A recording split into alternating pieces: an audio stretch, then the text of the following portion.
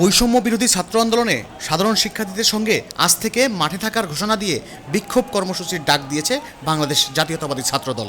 একই সঙ্গে নারী শিক্ষার্থীদের উপর ছাত্রলীগের হামলার প্রতিবাদে নয়াপল্টনে বিক্ষোভ মিছিল করে তারা। গতকাল ঢাকা বিশ্ববিদ্যালয়ের ক্যাম্পাসে কোটা সংস্কারের দাবিতে আন্দোলনরত শিক্ষার্থীদের সঙ্গে ছাত্রলীগের হামলার প্রতিবাদে নয়াপল্টনে সংবাদ সম্মেলন করে ছাত্রদল। এ সময় তারা বলেন, নারী ও শিক্ষার্থীদের উপর ছাত্রলীগের হামলা নজিরবিহীন।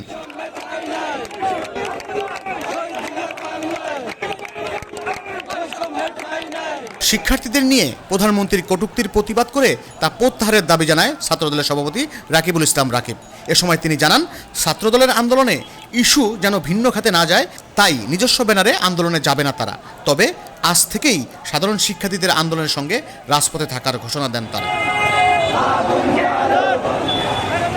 একই সঙ্গে আগামীকাল বুধবার দেশের সব শিক্ষা প্রতিষ্ঠানে বিক্ষোভ মিছিলের কর্মসূচি ঘোষণা করে ছাত্রদল। এরপরে নয়াপল্টন থেকে শুরু করে নাইটিঙ্গেল মোড় হয়ে ফকিরাপুল মোড় পর্যন্ত বিক্ষোভ মিছিল করে ছাত্রদল।